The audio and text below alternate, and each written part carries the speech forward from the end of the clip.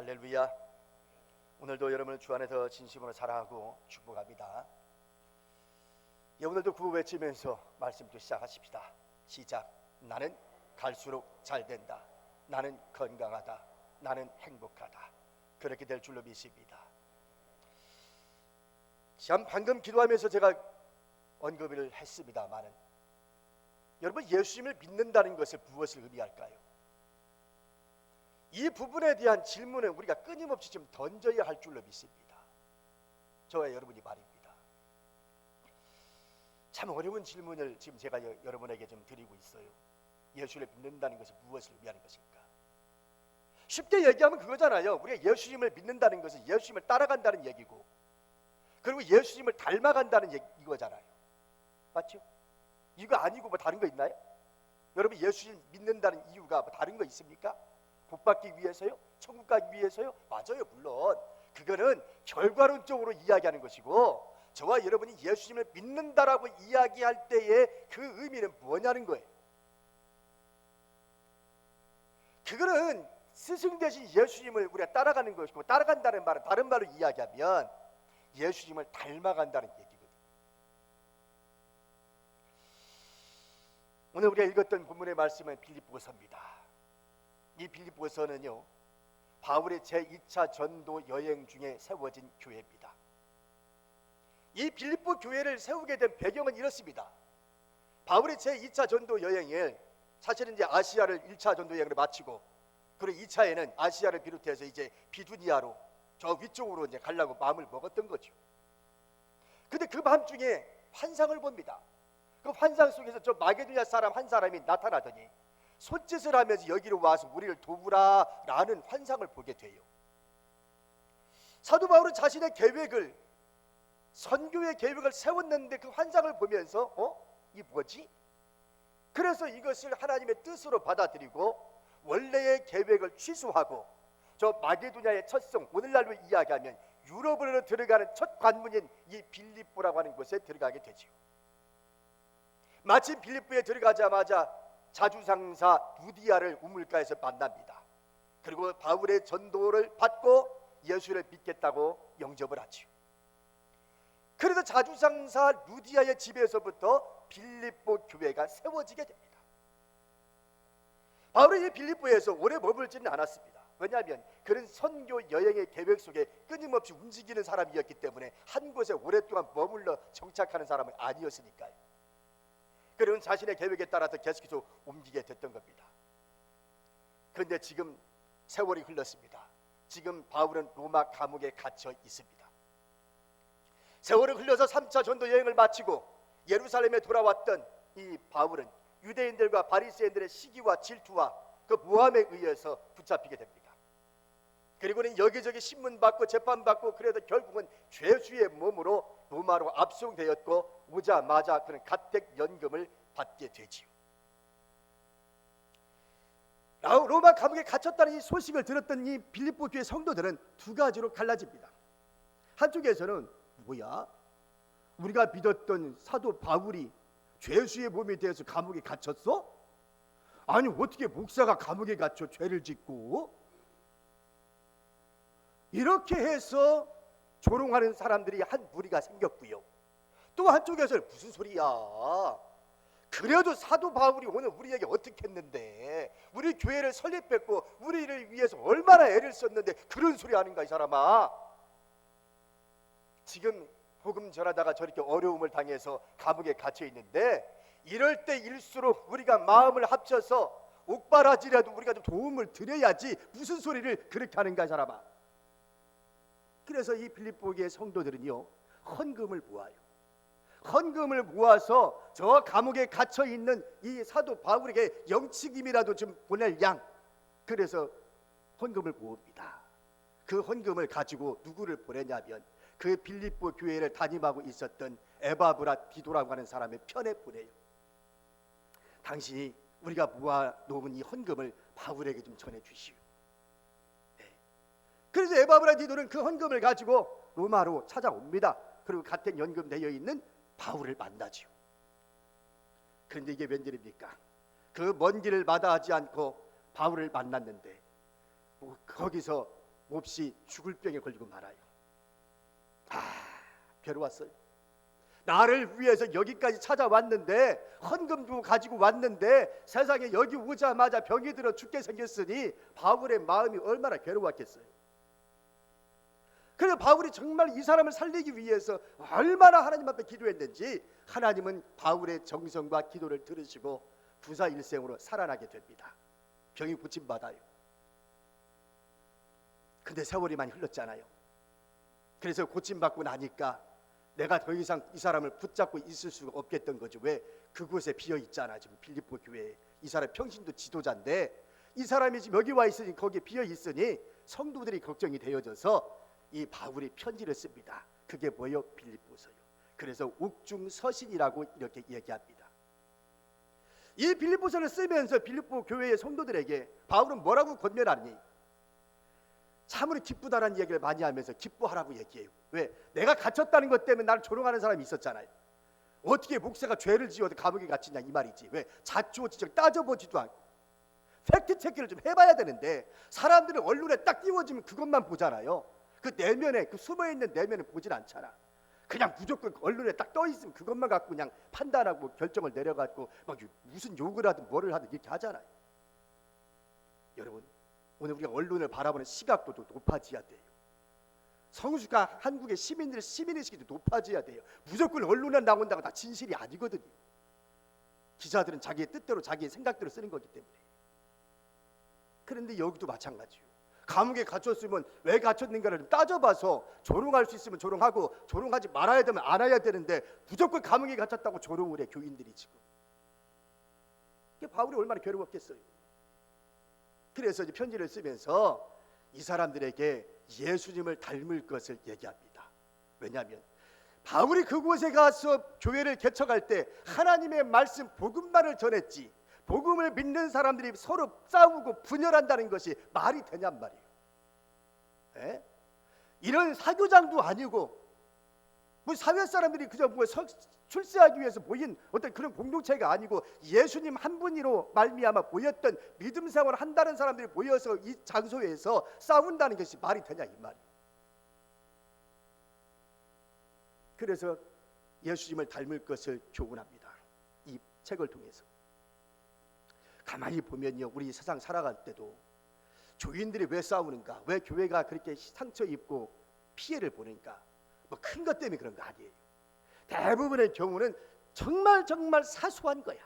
따지고 보면 그때 당시에는 뭐 그것이 마치 큰 것처럼 느껴져 갖고 너 죽자 나 죽자 이렇게 하지만 나중에 정신 차려서 뒤 생각해서 가만히 생각을 해보면 진짜 그때 그거 별것도 아니고 가지고 우리가 왜 싸웠디야? 아마 이럴 거예요. 근데 실제로 가만히 봐도 우리가 큰 거 가지고 싸우는 것이 아니라 사소한 것 가지고 싸워요. 그리고 결국 이것이 골이 깊어져서 건너올 수 없는 강을 건너는 경우가 꽤 많이 있습니다. 한 여자의 성도가 있었습니다. 20세에 참 젊은 나이에 결혼을 해서 23세에 결국 아내와 딸 하나를 낳고 남편이 먼저 세상을 떠나갔어요. 얼마나 힘들어요. 그 젊은 나이에. 딸 하나 남겨놓고 남편이 23살에 죽었으니, 여자가 23살에 죽었으니 남편이 얼마나 힘들어요. 그래서 이 여인이 자기 하나밖에 없는 딸, 이 딸을 어떻게든 양육을 해야 되니까 보따리 장사하고 시장에 가서 좌판 펴면서 얼마나 허리띠를 졸라매면서 돈을 벌어서 이 어린 딸을 교육을 시켰습니다. 그리고 대학 나왔고, 그리고 해외 유학까지 가서 공부하고 돌아왔어요. 그리고는 국내에 들어와서는 어엿한 대학의 교수가 됩니다. 대학 교수가 되고 난 다음에 이 교수가 가만히 생각을 해봤어요. 오늘 내가 있게 된 것은 전적으로 어머니의 도움이 컸구나. 어머니의 은혜가 컸구나. 정말 얼마나 간절했겠습니까? 그렇게 어머니의 노력이 가상해서. 그 어머니 없이는 내가 오늘 이 자리에 없었을 텐데, 그 생각이 머릿속에 딱 미치자 눈물이 쏟아지기 시작하는 거예요. 어머니의 희생과 어머니의 은혜 때문에 내가 오늘 여기 있구나. 그래서 가만히 있을 수 없어서 어머니에게 이렇게 이야기합니다. 어머니, 갖고 싶은 거 있으시면 말씀해 주세요. 제가 다 사다 드리겠습니다. 그랬더니 한사코 어머니가 무슨 소리냐, 나는 너가 잘 되는 모습만 보면 그게 기쁘지 다른 거 바랄 것 없다. 그러니까 딸이 어머니 그러지 마시고, 내가 어머니 때문에 내가 오늘 교수도 됐고 이렇게 공부도 했고 내가 오늘 이렇게 오늘의 내가 돼 있는데 어머니 말씀하시라고, 내가 힘들고 어려울지라도 내가 다 들어줄 테니까. 근데 한사코 가진 거 없다니까. 내가 가지고 싶은 것도 없다. 이거 너 잘 되는 모습만 봐도 내가 안 먹어도 배부르고 너 모습만 봐도 내가 기쁘다라고 하는 거예요. 한사코 얘기를 안 하는 거예요. 또 딸이 자꾸만 얘기하니까 할 수 없이 어머니가 얘기하는데 이렇게 얘기합니다. 그래, 너가 그렇게 원하면 한 가지 소원이 하나 있다. 말씀하세요. 어머니. 내가 이제 나이가 이렇게 먹어서 그런가 거동하기도 불편하고 좀 그래서 좀 교회를 가는 게 좀 참 힘들다. 이 걷는다는 것도 힘들고 예배 마치고 집에까지 돌아오려면 그것도 힘들고 그래서 참 힘든데, 너가 차가 있으니 너 나 좀 교회 태워다 주고 태워오면 좀 안 되겠니? 나를 위해서 좀 교회를 좀 다녀주면 안 되겠니? 내가 바라는 건 그거밖에 없다. 그렇게 얘기한 거예요. 딸이 어머니의 그 소리를 듣더니 별것도 아니잖아요. 그렇잖아요. 별것도 아니잖아. 뭐 비싼 거 사달라는 것도 아니고, 어디 뭐 큰 세계 여행을 시켜달라는 것도 아니고, 교회 한번 태워다는데 뭐 이동 수단이 없어서 걷기가 힘드니까 차로 좀 태워다 달라고 하는 것밖에 없으니, 그까짓 거 제가 못 드려드리겠습니까? 그렇게 하지요. 왜? 사실은 이 딸도 고등학교 때까지는 1학년 때까지는 교회를 다녔었거든요. 근데 고등학교 3학년 되면서부터 대학 수능시험 공부한답시고 교회를 중단한 것이 오늘까지 교회를 쉰 거야. 근데 어머니가 그렇게 얘기를 하니까 뭐 못 들어줄 얘기도 아닌데 뭐 그렇게 하자고. 그래서 이제 주일날 어머니 자기 차로 모시고 교회를 왔어요. 교회를 오니까 성도들이 얼마나 기분 좋은지 박수를 치면서, 아이고 권사님, 드디어 권사님의 기도가 응답되셨네. 얼마나 좋아. 그래, 딸이 이렇게 같이 나왔으니 얼마나 기뻐해 주는지. 목사님도 칭찬해주고 다른 교인들도 막 그렇게 환영을 해주고 얼마나 기분이 좋은지. 이 딸도 싫지는 않았어요. 환영해 주는데 뭐 싫을 사람 누가 있어요? 싫지는 않았어요. 근데 그날 예배를 잘 마쳤습니다. 예배를 마쳤는데 이제 마치자마자 휴게소에 가서 잠깐 차 한잔 마시면서 앉아 있었습니다. 그런데 이게 웬일입니까? 저 휴게소에서 여자 성도님들이 저쪽에 한 무리가 모여서 이야기를 하는데, 이야기하는 소리를 가만히 잘 듣고 싶어 듣는 게 아니라 그 한 자리에 있었으니까 들리는 거예요. 그냥 들리는데 여자 성도들이 거기 몇몇 사람이 모여서 이야기하는데 그냥 헐뜯는 이야기만 하는 거라. 교인들 헐뜯는 얘기만 하는 거예요. 이 교수가 뭐라? 아니, 교회 다니는 사람들이 지금 교회 와서 예배 드리자마자 지금 뭐 하는 거야? 아니, 뭐 예배 드리고 교회 다니는 사람들 별거 없네? 이렇게 생각을 하고 있었던 거죠. 그러고 있는데 조금 있으니까 장로님 한 분이 또 찾아와요. 장로님 한 분이, 그 교회 장로님 한 분이 찾아오더니, 아이고 교수님 반갑습니다. 그러면서 그 대학에 내 아이 기부 입학 좀 해줄 수 있도록 힘 좀 써달라고 그렇게 부탁을 하는 거야. 이 대학 교수 입장에서는 자기한테 청탁하는 거잖아. 지금 장로님이 자기 자녀를 좀 기부 입학해달라고 청탁하는 거예요. 이건 아닌데 싶어서 화가 막 올라오는 거, 짜증 나는 거야. 어떻게 장로님이 나한테 그런 소리를 다 청탁까지 다 하냐고. 꽉 참았어. 누구 바라봐서? 어머니 바라봐서. 어머니 바라봐도 꽉 참고 있었어. 그래 그 자리를 그냥 떴어. 거기 계속 있어봐야 안 될 것 같아서. 그래서 또 다른 회의실이 있길래 회의실에 가서 이제 좀 있으려고 했더니, 세상에 그 회의실 들어가려고 마음을 먹었더니 그 앞에 갔더니 웬 시끄러운 소리가 막 들리는데 육두문자가 나오면서 막 시끄럽고 싸우는 소리가 들리는 거예요. 그 회의실에서는. 그래서 여기서 참고 참았는데 여기 와서 똑소리 들으니까 세상에 입에 담지 못한 욕까지 막 써가면서 막 싸우니까 이건 아니다 싶더니 어머니에게 쫓아오더니, 엄마 가자. 엄마 손을 딱 쬐더니, 엄마 가자. 그 억지로 막 끌려 나갔어요. 이 딸의 손에 붙잡혀서 이 엄마가. 그래서 엄마가 막 깜짝 놀라가지고, 야야야 너 왜 그러냐, 너 왜 그러냐. 아니 엄마 자만하지 말고 나 따라오라고. 그러면 지금까지 딸이라면 무슨 이야기를 하더니 엄마가 다 들어줬는데 이날만은 참지 못해서 야 도대체 너 왜 그러냐, 말 좀 해봐라. 너 도대체 뭘 봤기 때문에 그러는 거야? 그랬더니 지금까지 있었던 이야기를 쭉 하는 거예요. 어머니, 이런 교회 오지 마시고 내가 주일마다 어머니 모시고 좋은데 소풍 가면서 내가 좋은데 많이 맛있는 거 사드리고 좋은데 데리고 갈 테니까 이 교회 다시 오지 말자. 그렇게 얘기했어요. 그때 그 소리를 듣고 어머니가 이렇게 이야기합니다. 얘야, 나는 40년 동안 이 교회를 다녀서 나는 예수님 한 분밖에 본 것이 없는데 너는 고작 1시간 교회에 와서 참 많이도 봤구나. 참 많이도 봤구나. 나는 40년 동안 예수님 한 분만을 바라봤는데 너는 고작 하루가 나와서 참 많이도 봤구나. 이렇게 얘기한 겁니다. 여러분, 정말 우리가 예수님을 닮는다는 것이 얼마나 힘들고 어려운 일일까요? 네? 말은 쉽지요. 저도 이 말씀 준비하면서 나도 부담이다. 나도 부담이다. 우리가 예수님을 닮으라고 오늘 본문 말씀에 좀 이렇게 이야기하는데 오늘 본문 말씀 한번 들어가 볼까요? 오늘 말씀 보겠습니다. 6절과 8절까지, 6절부터 8절까지.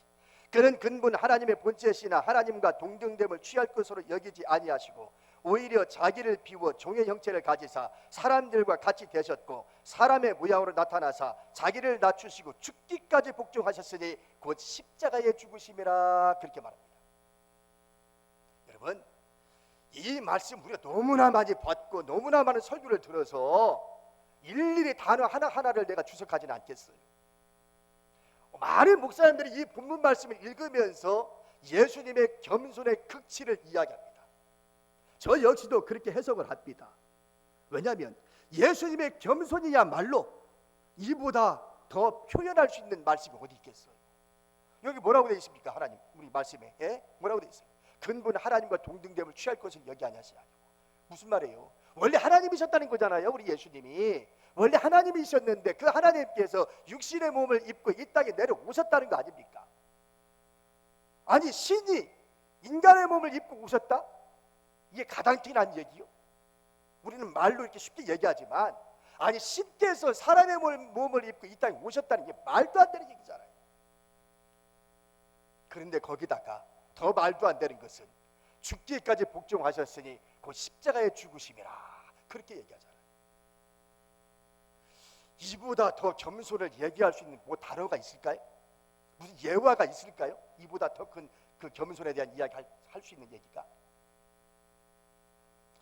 한 유명한 수도원에 밤늦은 시간에 똑똑똑 두드려요.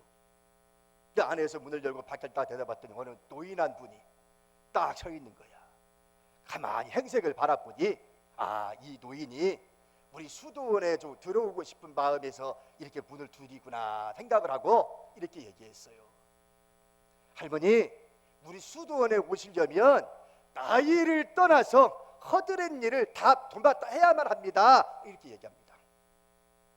그러니까 이 노인께서 하시는 말씀이 그러지요 하고 아무 말 하지 아니하고 3개월 동안 허드렛 일, 설거지, 밥하는 일, 닦는 일, 청소하는 일 아무 말 하지 아니하고 3개월 동안을 묵묵히 그 일을 합니다.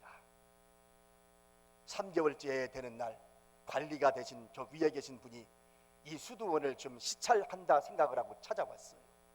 찾아와서 하는 말이 자, 여기 수도원 원장님 계시면 좀 나와 보십시오. 그랬더니 수도원들이 하는 말이 아직 수도사 자리가 비어 있은 지 3개월이 넘었습니다. 그러는 거예요.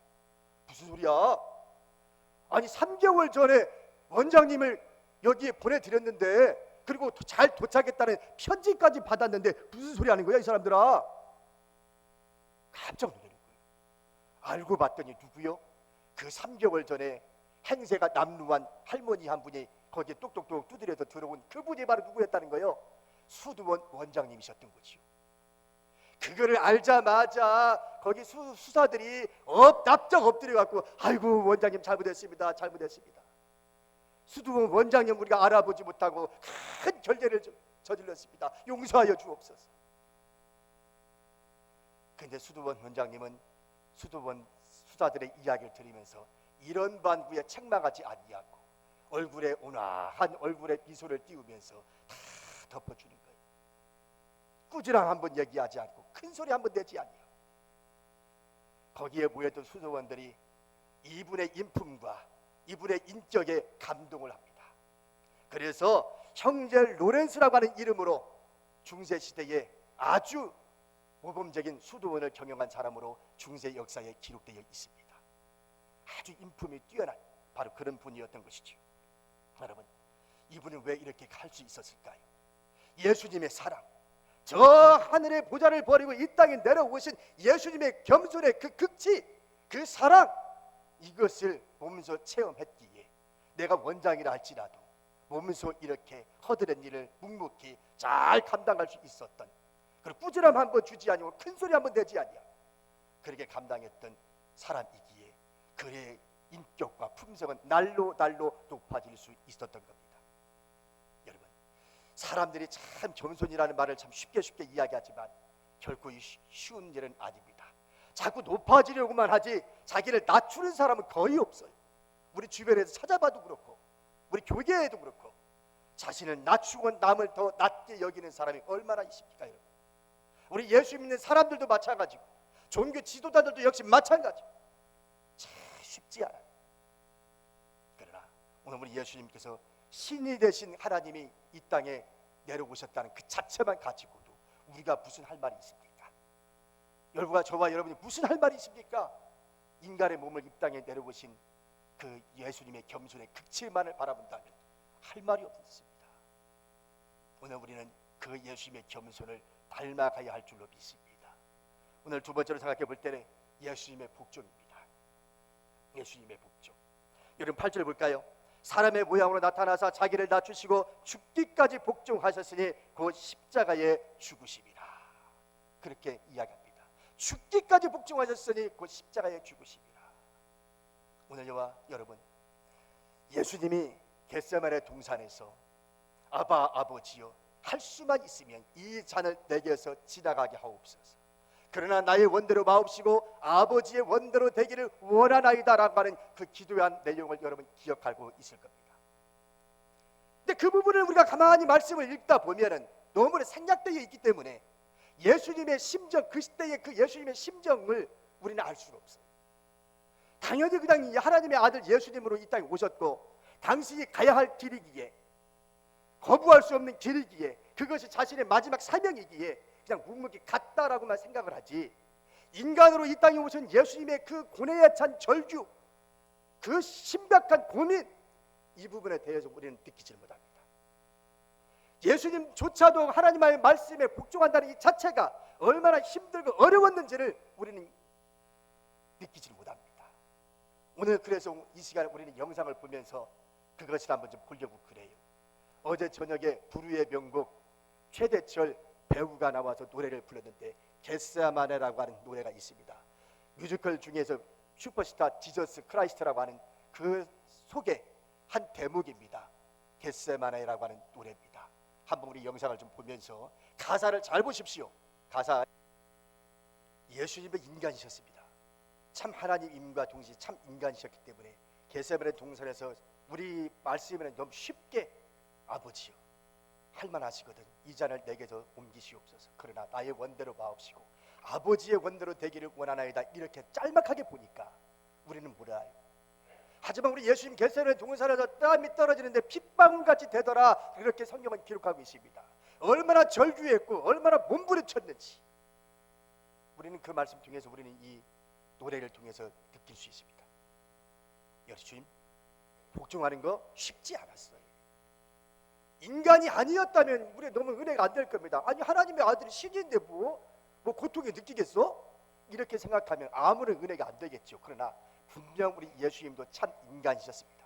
완벽한 인간이셨습니다. 반쪽짜리 인간이 아니라 완벽한 인간이셨습니다. 그러기에 오늘 우리의 아픔과 우리의 고통과 우리의 슬픔, 이 모든 것들을 다 느낄 수 있는 분이셨습니다. 그런데 그분이 겟세마네 동산에서 눈물 뿌려 기도하기를, 아버지 이 잔을 내가 마시지 않을 수만 있으면 안 마시고 싶어요. 내가 이 잔을 안 마실 수는 없나요? 그렇지만 이것이 아버지의 뜻이라면 죽겠습니다. 내가 죽어야지요. 내가 죽어야 이 세상에 살 수만 있다면 죽어야지요. 여러분, 예수님을 닮는다는 것이 뭘까요? 우리가 제목만 바라보면 너무 거창하고 아이고 나하고는 상관없는 얘기네, 아우 내가 어떻게 그럴지 모르겠습니다. 주님이 오늘 우리에게 말씀하신 것처럼 예수님의 겸손을 우리가 본받기 위해서 닮아가고, 그리고 주님이 정말 주님 말씀 앞에 복종했던 것처럼 우리가 복종하려는 그 몸부림을 치는 그 모습만 봐도 우리 주님은 족한 줄로 믿습니다. 우리가 완벽하지는 못해도, 우리가 신용만 할지라도, 적어도 노력하는 그 모습만 보더라도 우리 주님은 그저 기뻐하시지 않을까요? 참으로 예수 믿는다는 것이 무엇을 의미합니까? 예수님 닮는다는 건 뭘까요? 예수님 닮는다는 건 겸손과 하나님의 말씀에 복종, 순종하는 것인 줄로 믿습니다. 오늘 이 자리에 계신 저와 여러분, 이 모든 말씀에 은혜가 충만하기를 축원합니다. 기도하겠습니다. 전능하신 하나님 아버지, 참으로 주의 은혜를 진실로 감사하고 또 감사하고 감사를 드립니다. 아버지 하나님, 주님 이 땅에 오신 것, 신께서 이 땅에 오신 겁니다. 결코 쉬운 것은 아닙니다. 겸손의 극치를 우리에게 보여주셨고 급기야는 십자가에 못 박혀 죽으셨습니다. 복종하셨습니다. 하나님 말씀을 이루기 위하여, 이 세상을 구원하기 위하여 자신의 몸을, 목숨을 초계같이 버렸습니다. 하나님, 오늘날 수없이 많은 사람들은 예수를 믿겠다고 주님 앞에 나와 예배 드리지만 과연 얼마나 주님을 닮아가고 있을까요? 이 시간 아버지 하나님, 우리의 자신을 돌아보게 해주시고 참으로 오늘 주님을 닮아가는 우리의 모습이 조금이나마 나타나게 하여 주옵소서. 우리가 매일같이 주님을 닮아가기 위해서 몸부림치게 하여 주시옵소서. 그래서 완벽하진 못할지라도 그 모습만 보더라도 우리 주님이 마음에 기뻐할 수 있도록 우리 매일매일 삶을 살게 하여 주시옵소서. 예수님 이름으로 기도하옵나이다. 아멘.